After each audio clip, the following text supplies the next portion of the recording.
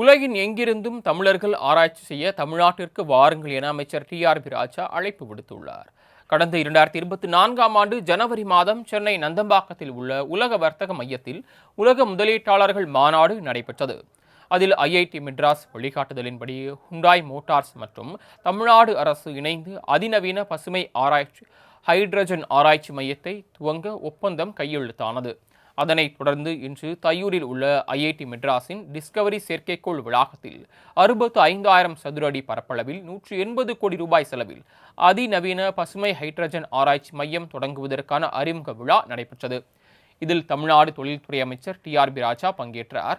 பின்னர் செய்தியாளர்களை சந்தித்து பேசிய அமைச்சர், இந்தியாவிற்கு புதுப்பிக்கத்தக்க எரிசக்தி எந்த அளவிற்கு முக்கியம் என்றும், மாசு இல்லாமல் ஒரு அதிக பணச்செலவு இல்லாமல் எரிசக்தியை காற்றாலைகள் மூலமாகவும் சோலார்கள் மூலமாகவும் கிடைப்பதாக தெரிவித்தார்.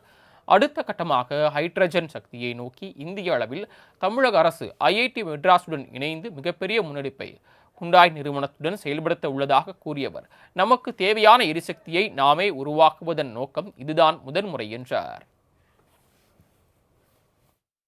ஹைட்ரஜன் பவரை நோக்கி நாம் செல்ல வேண்டும் என்ற நோக்கத்துடன் இந்திய அளவில் கவர்மெண்ட், இண்டஸ்ட்ரி, இன்ஸ்டிடியூஷன் மூணுமே சேர்ந்து பண்ற ஒரு மிகப்பெரிய முன்னெடுப்பு ஹைட்ரஜன் டெக் செக்டர்ல.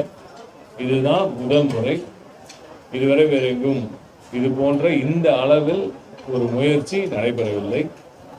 இதன் மூல நோக்கம் நம்ம நாட்டுக்கு தேவைப்படுற டெக்னாலஜி நாமே உற்பத்தி செய்வது தான் இதுல மூல வரும் நோக்கமே.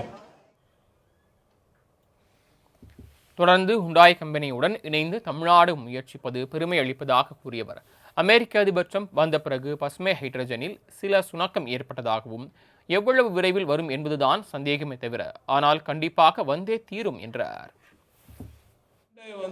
கொரியனா இல்ல சென்னை தமிழ்நாடு நிறைய பேருக்கு சந்தேகமே இருக்கு. அந்த அளவுக்கு ஒரு கொரியன் கார் கம்பெனியா இல்ல தமிழ்நாடு கார் கம்பெனியா இது அப்படின்ற அளவுக்கு ஹுண்டாய் நம்ம தமிழ்நாட்டை சார்ந்த ஒரு மிகப்பெரிய ஒரு பிராண்ட். எனவே அவர்களோடு இணைந்து இது செய்வதில் தமிழ்நாடு மிகப்பெரிய பெருமை கொள்கிறது. இது தமிழ்நாட்டுக்கு மட்டுமல்லாமல் இந்தியாவுக்காகவும் உலகத்திற்காகவும் செய்யும் ஒரு மகத்தான ஒரு முயற்சி. நிச்சயமாக இந்த முயற்சியில் நமது ஆராய்ச்சியாளர்கள் எல்லோரும் மிகப்பெரிய ஒரு வெற்றியை அடைவார்கள். அதற்கு மாண்புமிகு முதலமைச்சர் மு.க. ஸ்டாலின் அவர்களின் இந்த திராவிட மாடல் ஆட்சி முழுமையாக உறுதுணையாக நிற்கும்.